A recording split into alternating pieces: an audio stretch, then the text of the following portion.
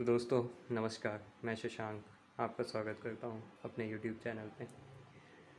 तो आज मैं आपको आर्किटेक्चर के बारे में कुछ बताता हूं। मैंने अभी तक जो जो सीखा है आर्किटेक्चर में, मैंने बहुत कुछ सीखा है, जैसे कि हाउसिंग। और हाँ, ये बात है, अभी मैंने खुद का शुरू नहीं किया है। मुझे 4 साल 5 साल हो चुके हैं अपना ये प्रोफेशन करते हुए। मुझे खुद का भी शुरू करना है, लेकिन मैं और लोगों की तरह जैसे फॉर्म खोल खोल के बैठ जाते हैं लोग, उस हिसाब से नहीं करूँगा मैं मतलब कुछ अलग करूँगा, आउट ऑफ बॉक्स करने का सोच रहा हूँ। तो इसलिए मुझे टाइम लग जाएगा थोड़ा। और जैसा कि आप देख सकते हैं, ये ज़ोमैटो का बैग है मेरा ऊपर। तो किसी ज़माने में मैंने 3 साल पहले, आज से 3 साल पहले मैंने ज़ोमैटो शुरू किया, मतलब ज़ोमैटो शुरू नहीं किया था, डिलीवरी बॉय का काम करता है, क्योंकि मेरे पास जॉब नहीं थी। तो 6 महीने किया था, मतलब पैसा भी ठीक ठाक था।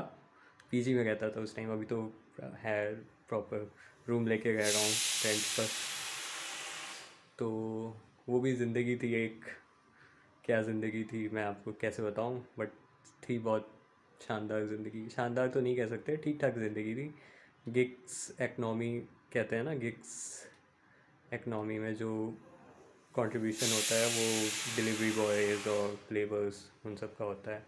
इसमें बस प्रॉब्लम ये होती है, मैं जो कि कई बार झेल चुका हूँ, कि जब आप बरसात का टाइम होता है ना, और कोई ऑर्डर आता है, और स्पेशली आपका जब टच फ़ोन होता है, तो आप जब लेके चलते हो ना, क्योंकि ऑर्डर आपको उसी के बेसिस पे मिलता है। जीपीएस के थ्रू सब होता है, जीपीएस के थ्रू पिकअप, जीपीएस के through means pickup from the hotel and drop up to the place.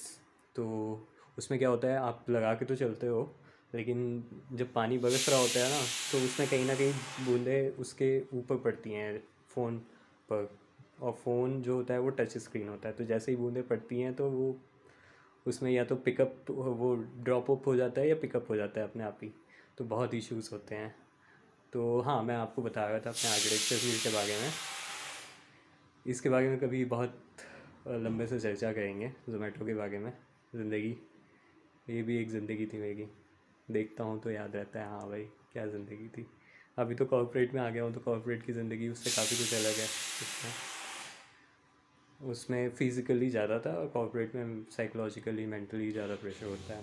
हाँ, तो मैंने जैसे होटल्स किए हुए हैं, रेजिडेंस किए हुए हैं, और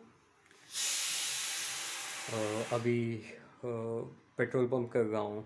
तो ऐसे बहुत से चलते रहते हैं, और मेरा टारगेट है कि मैं खुद का कुछ करूँ, और हो सके तो अच्छे अच्छे क्लाइंट्स मुझे मिलें पर्सनल लेवल पर। और मुझे ट्रैवल का बहुत शौक़ है। तो मैं मोस्टली टाइम, जब भी मुझे फ्री टाइम मिलता है तो मैं ट्रैवल करने को निकल जाता हूँ। अगर मैं ट्रैवल ना करूँ ना, तो मेरा दिमाग ख़राब हो जाएगा। तो मतलब कि ये चीज़ें बहुत मेरी ज़िंदगी में इम्पोर्टेंट है, ट्रैवलिंग।